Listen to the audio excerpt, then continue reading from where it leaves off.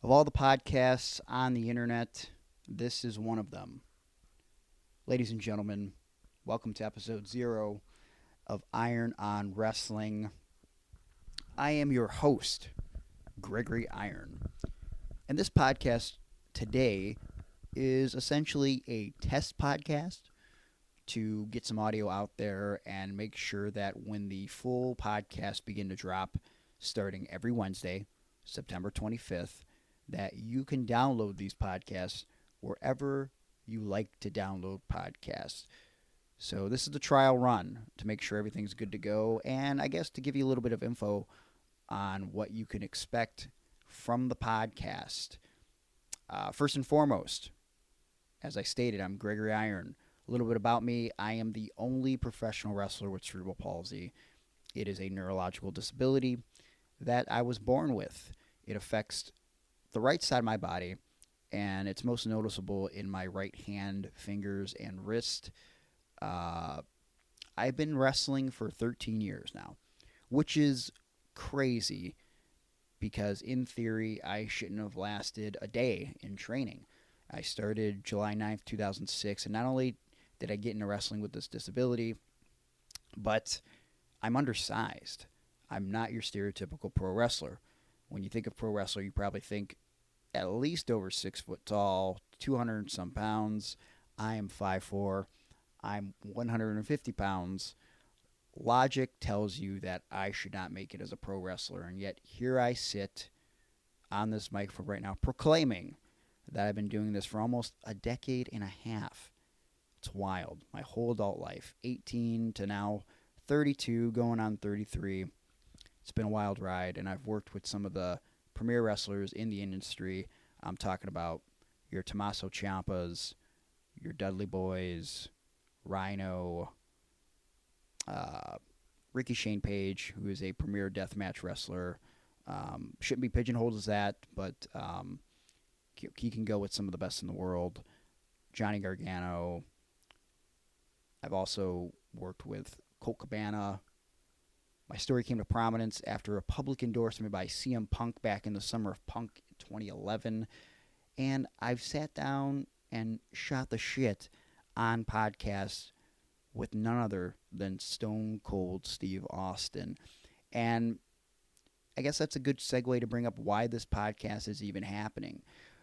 Over the years, it's kind of been recommended to me that maybe I should start a podcast, but I thought, that shit's dumb. Everyone does a podcast, and the market's oversaturated. And honestly, that really hasn't changed. It's probably gotten worse as we sit here in 2019. Everybody with a microphone can do a podcast, right?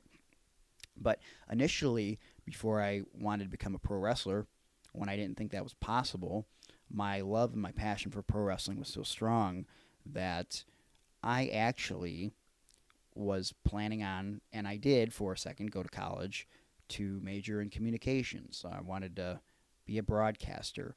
I thought that if I physically couldn't be a wrestler, that maybe I can contribute behind a microphone.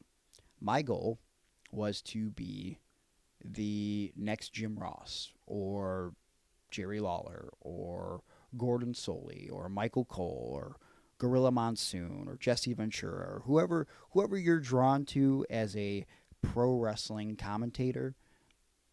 That was my goal, to be that next guy, because obviously a guy with cerebral palsy can't be a pro wrestler.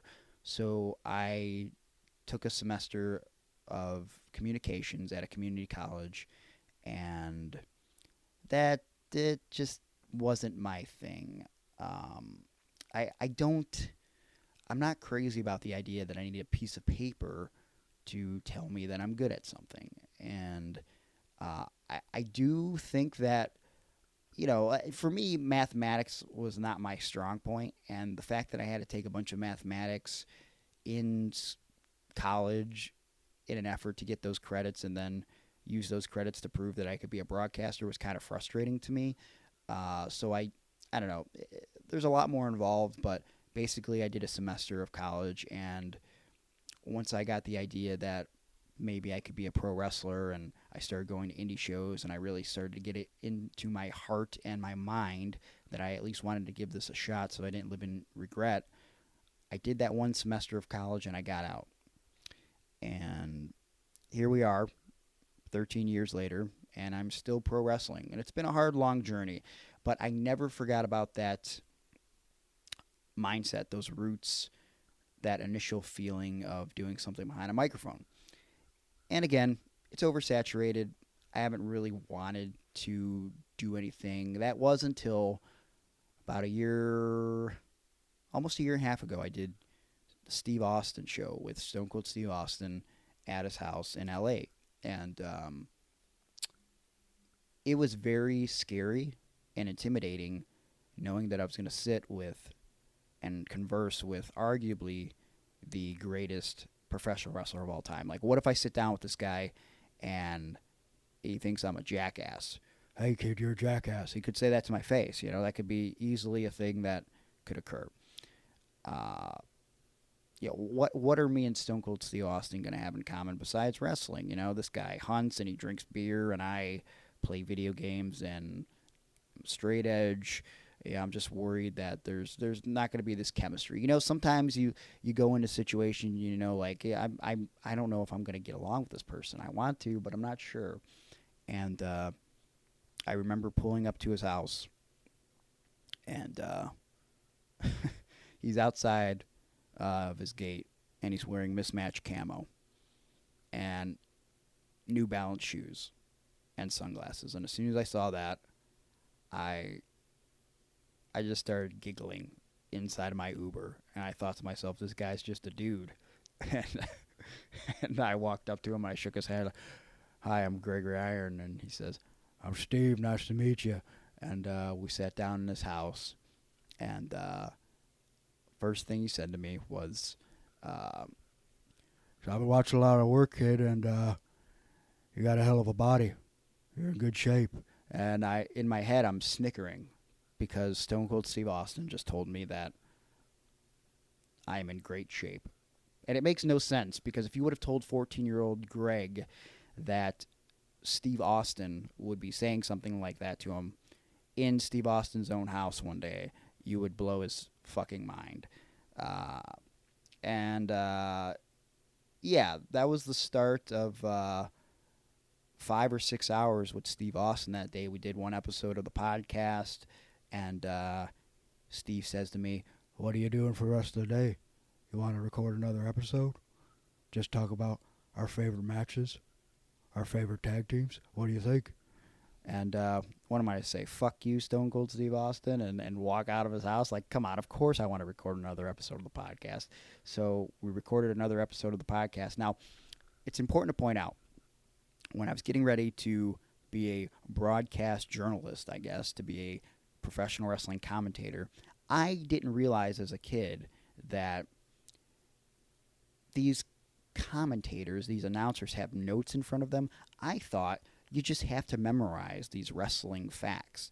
And so, particularly being a big WWF fan, I just started memorizing everything. Pay-per-view names and dates and attendance figures and championships histories and matches, and never in my life has that ever come in handy, except for doing these podcasts with Stone Cold Steve Austin, particularly that second episode, because as we were talking about our favorite matches and moments, and some of my favorite matches and moments include Steve. When you talk about the 3 WrestleMania matches with The Rock, those are some of my favorite matches in the history of wrestling. And just having that knowledge of WWE and Steve Austin, I was able to sort of set Steve up for his own stories. And, after we got off air, me and Steve had a lot of heart-to-heart that day. And it was surreal life moments, because I was talking to Stone Cold like a dude, like I'm talking to all you guys and gals right now. But then there would be these conscious moments that, as I'm talking to him like a dude, my brain is trying to process that this isn't just a dude. It's Stone Cold Steve Austin, the toughest son of a bitch in the history of the WWE, the bionic redneck, the man who survived being paralyzed in a professional wrestling ring. The man who his 8-year journey culminated in WWF Gold at WrestleMania 14 against Shawn Michaels. I mean, this guy's a legend, an icon, and arguably no one will ever top what he did in the business back in the late 90s and the early 2000s. And I'm talking to this man peer to peer. We're agreeing on things, and it was incredibly surreal. So fast forward, Austin extended the offer and the invitation to stay in touch, and I took that to heart. I thought that was really cool of him. And we started sharing phone conversations and stuff, and one of the first phone conversations we had, I asked him kind of, what kind of feedback did he get from the podcast, positive, negative, and one of the things he said was that the feedback that he got from a lot of people close to him was that maybe, in his own words, I could see Gregory interviewing you or Gregory having a podcast of his own. And Steve asked me if that's something I've ever thought about. I'm like, I don't know. There's a lot of podcasts out there. But I don't know. There's just something sort of cool and different about, I don't know, your friends or your family can suggest that you do something, and they believe in you and support you because they're your friends or family, right? And they're going to want you to strive to do other things like podcasting or radio. And it's like, yeah, sure. You're just saying that because you're my friends or family. But I don't know, for me, when Steve Austin suggested, kind of said, yo, maybe you should have a podcast, it was kind of something that sort of got the gears in motion in my brain and kind of made me start thinking, maybe this is something that I should do. And here we are 14 months later, and I've got some podcasting equipment, and I've been trying to formulate a lot of ideas and thoughts about what this podcast will be, and I guess this is the start of it. So what is Iron On Wrestling going to be? Well, clearly, it's going to feature a lot of professional wrestling. Basically, my goal is, and it's not always going to be this way, but I want to sit down and talk with some of the biggest and the brightest stars in professional wrestling. And over the years, I've been fortunate enough to build a rapport with a number of great names, amazing talents, some guys that are currently in WWE, Impact, Ring of Honor, all across the globe. And I'm very fortunate for that. So I'm going to have the opportunity to sit down and talk with some of my buddies about wrestling and life and pop culture and mental health and physical fitness and whatever comes up in the conversation. But I want to pull things out of these guys, particularly when I know them, that I haven't heard in other podcasts. I don't want you to hear the same old shit when you listen to me talk to someone on Iron On Wrestling. I want to provide new and interesting content, and that's kind of the goal. As I said, though, it won't always be an interview format. I will probably be doing a lot of the intros for the show, and who knows how long in length they will go, with a very good friend of mine, Aaron Bauer, a.k.a. Aaron McGuire. I know him as simply Aaron. Aaron is one of my closest friends, and he is one of the most, in my opinion, underrated commentators in professional wrestling history, as far as an independent level goes. And you know what? Fuck it. I think if Aaron would have got a shot, he could have done something on a bigger scale. Aaron has been in the business since the mid to late 90s. I'm not sure the exact time frame. Started out as a wrestler, became a manager, sometimes a commissioner on shows, and he parlayed all of that into commentary. And I'd like to think that Aaron, in a lot of ways, embodies the spirit of Bobby the Brain Heenan when it comes to commentary. And it's just, he's a great dude. And I feel like some of these intros, I'm going to need someone to play off of and talk with and bounce some ideas and thoughts off of as I'm talking, because doing an intro by yourself, like I'm doing right now, is hard as F, or what did the kids say? Hard AF? That's what, Yeah, you got to say AF. That's how the kids say it. But yeah, I respect Aaron's opinions and mindset on professional wrestling and the industry as a whole. And I really think you guys are going to dig his insight on things too. So Aaron's going to be a big part of the show, and I'm looking forward to that aspect of it. Again, I'm not going to focus solely on interviews. I've got a lot of notes written down about things that I want to talk about and cover. And, I kind of want to just talk psychology some days, maybe break down a match, maybe rebook a storyline or a time frame. Just for example, recently I was reading a little bit about the summer of '93 in the WWF and the whole idea behind Hulk Hogan potentially wrestling Bret Hart at SummerSlam '93. And obviously that's something I've known about for a long time. But then I just started getting to thinking, like, what if I sat down with Aaron or another wrestler or someone else, and just a few of us, we sat down and we rebooked the summer of 1993 in the WWF and what that would kind of look like. What if Bret Hart actually wrestles Hulk Hogan in the main event of SummerSlam for the WWF Championship in 1993? What does that look like? And also, just thinking about little things like, what does that mean for Yokozuna or Lex Luger?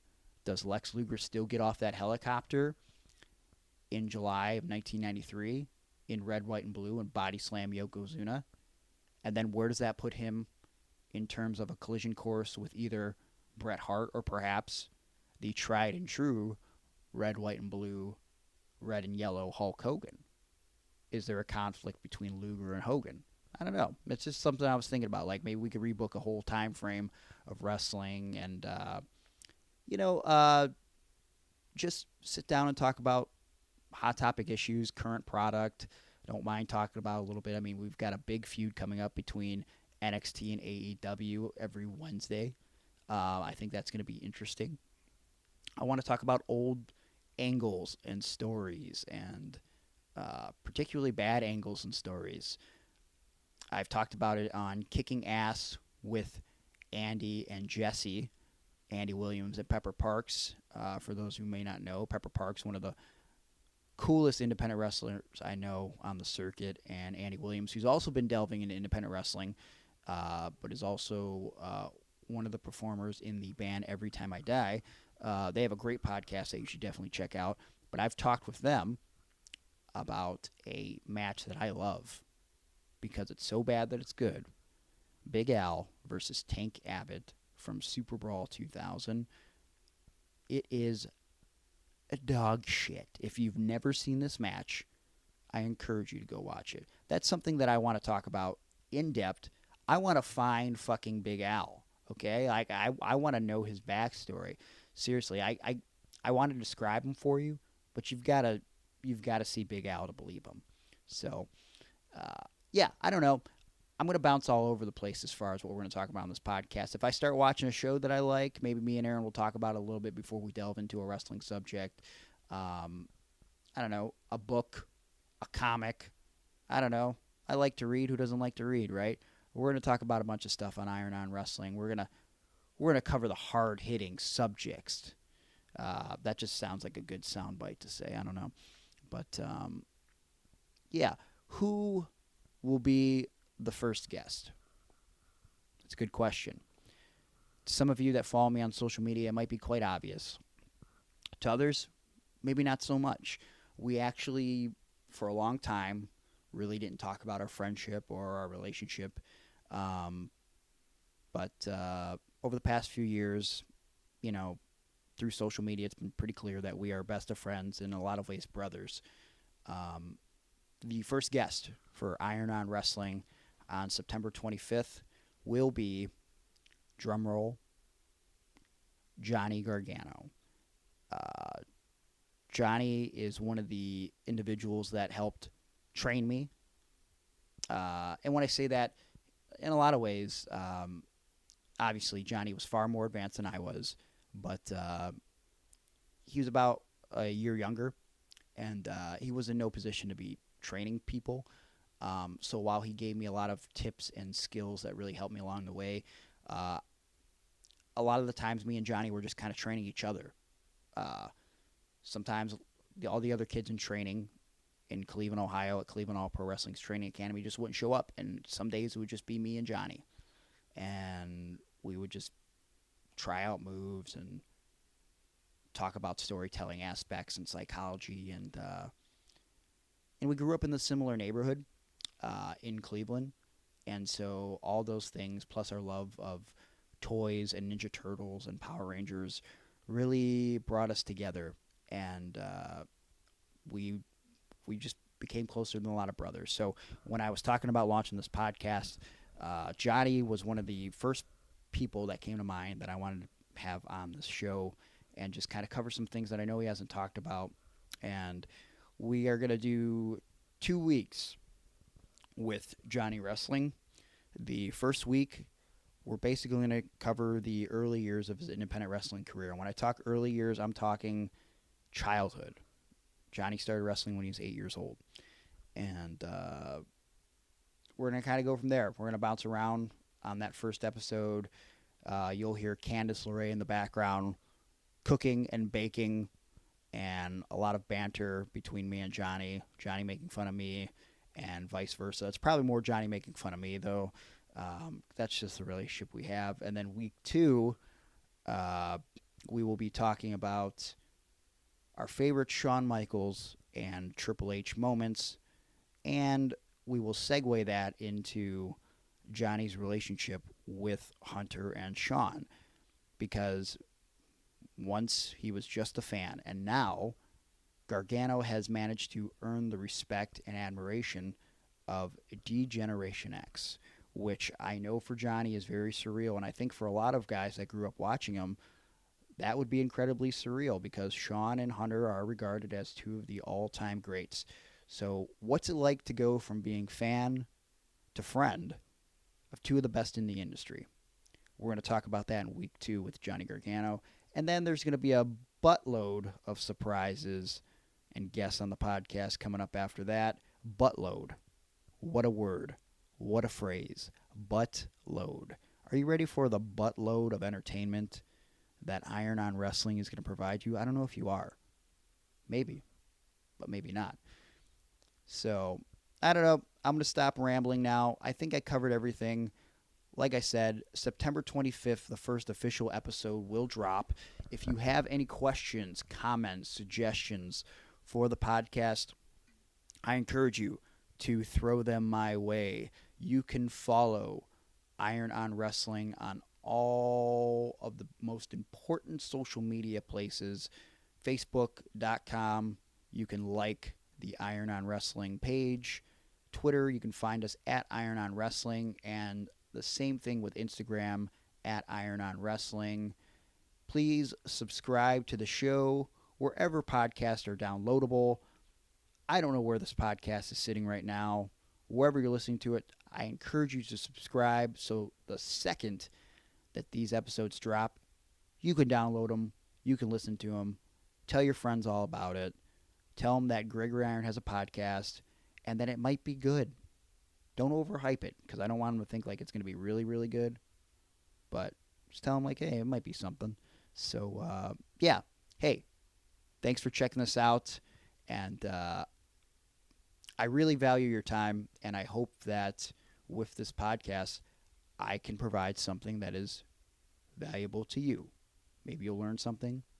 Maybe you'll be entertained. But in general, it's going to be a hell of a ride. Here we go. Iron On Wrestling, starting in 1 week. Thank you. Bye-bye now.